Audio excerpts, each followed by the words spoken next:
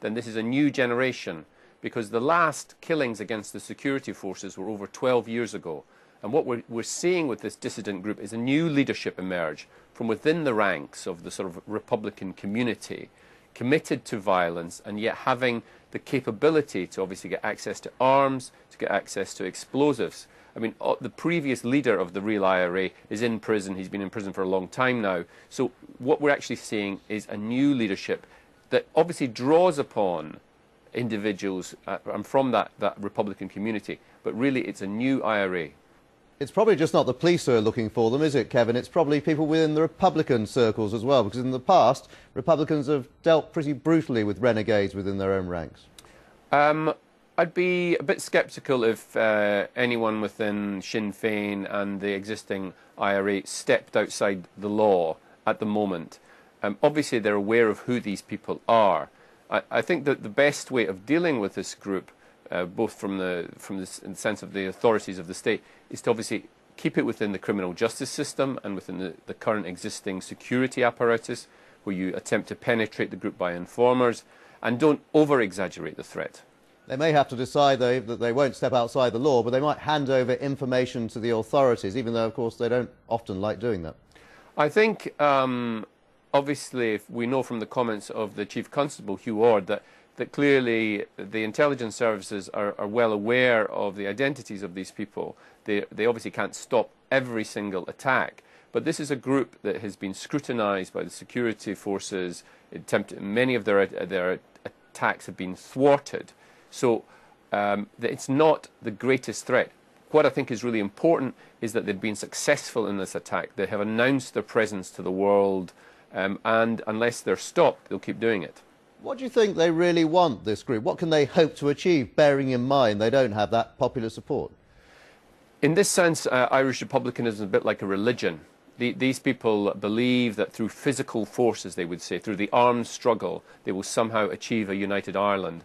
I think most rational people, looking at the history of the Troubles, could see that that's almost an act of insanity.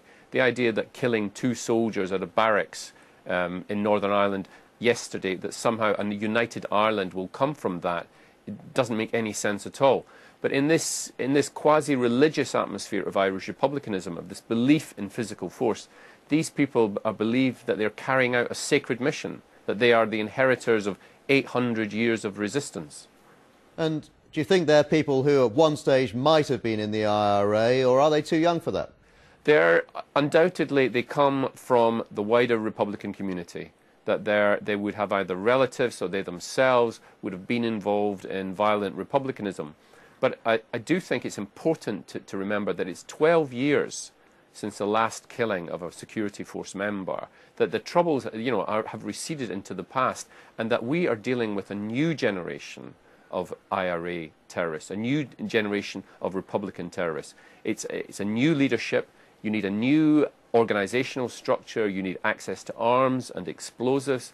These things they don't just take them off the shelf. You have to gather them together. And that's what's really important, is the fact that there's a new leadership that is capable of committing acts of terrorism and getting away with it. All right, Kevin Toulis, thank you very much indeed for joining us. Were killed in County Antrim at a drive-by shooting outside an army barracks last night. 4 other people were injured. One of them is seriously in a critical condition. 2 others are serious. Another is serious but stable. Let's hear from the Prime Minister now in Downing Street.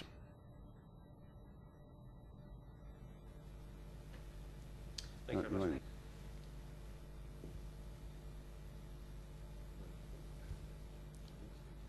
Prime Minister, your reaction to the overnight killings of the 2 soldiers? I think the whole country is shocked and outraged at the evil and cowardly attacks on British soldiers who were serving their country, on civilians just going about their ordinary duty. And my first thoughts and my condolences goes to those families where people have died, and those families where there are those people who are injured who will need the best of medical attention, and they will get it. Our first priority has always been the security of people in Northern Ireland, and we'll do everything in our power to make sure that Northern Ireland is safe and secure, and I assure you that we will bring these murderers to justice.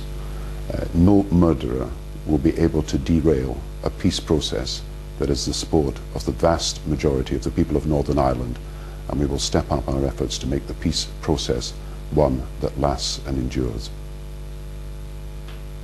Statement from the Prime Minister Gordon Brown there from Downing Street. We've just received that on the events in Northern Ireland, saying there his thoughts are with the family, that the injured will get the best medical attention, and also saying too that they'll stop at nothing to bring the murderers to justice. We'll bring you more on this story as it unfolds. We're expecting news conferences from Northern Ireland itself in the coming few minutes, so stay with us for that. Our Northern Ireland correspondent Mark Simpson is outside the army barracks in County Antrim. Mark. Well, the hunt is still on as we speak for the gunman or gunmen involved in last night's shootings. We know what happened. We know 2 soldiers were killed and 4 other people were wounded and wounded seriously. I'm told as we speak Northern Ireland's Chief Constable Sir Hugh Ord is briefing the Northern Ireland Secretary Sean Woodward, and both of them are expected to make statements here at the murder scene within the next couple of hours. Talking to a couple of politicians in the past half hour, Ian Paisley Jr. of the DUP, Mark Durkan of the SDLP, they were all expressing, I suppose, a fair number of questions about why Sinn Féin has been silent on this so far. Yes, and nothing so far today from Gerry Adams or Martin McGuinness. I mean, they will condemn what happened, but I think the interesting part of the statement will be what they have to say about their complaints previously that this whole dissident threat was being exaggerated by the police. What happened last night was the most serious dissident attack for more than a decade here in Northern Ireland, leaving Sinn Féin with some questions to answer. It must leave them in a bit of a difficult position politically. Yes, and it'll be interesting to hear their take on how dissidents now pose. Just to put this all into some sort of context, they're not like the IRA. They don't have the same numbers, the same bullets, guns, bombs, the same capacity as the IRA had. They're a very small group, but as we saw last night, they're still very, very dangerous. Doesn't it raise questions too, Mark, about just how alert the military was? We're hearing all sorts of stories that maybe this happened whilst these soldiers were picking up a pizza outside the front gate. Now, that was even though we know there was a security threat.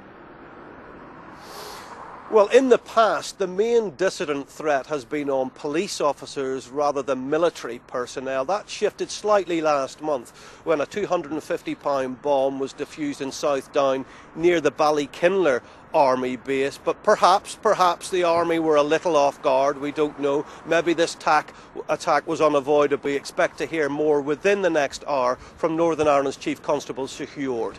And obviously, as Gordon Brown has said, politicians will be presumably working to make sure this doesn't derail the peace process. That remains the absolute priority in Northern Ireland.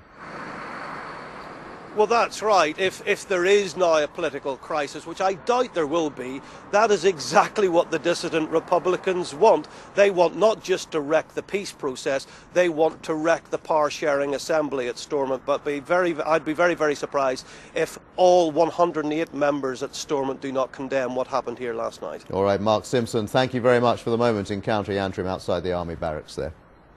Well, our political correspondent Norman Smith is in Downing Street now. And Norman, well, we heard from the Prime Minister just a little while ago, absolutely condemning this, as you'd expect, and making it again clear the peace process remains the priority. This is not going to upset it. Yes, the Prime Minister spoke to Brigadier Norton, who's in charge of the Army in Northern Ireland, and Sir Hugh, the Chief Constable, earlier this morning. I imagine giving them the same message which he did a few moments ago in an interview when he stressed that he will not allow the gunmen to derail the peace process. In fact, he said the government would step up the peace process. Clearly, the message he wants to get over is that these sort of attacks are in no way going to force the government to think again or pause in terms of political progress in Northern Ireland, because obviously that's what the gunmen want. And his message was to them effectively, we are going to carry on with this post-peace process, never mind these sort of attacks. But I think he was genuinely angry and appalled at these killings, which he described as evil and cowardly. And he made the point that the peace process has the overwhelming support of people in Northern Ireland, and that's why he's going to continue pressing ahead with it.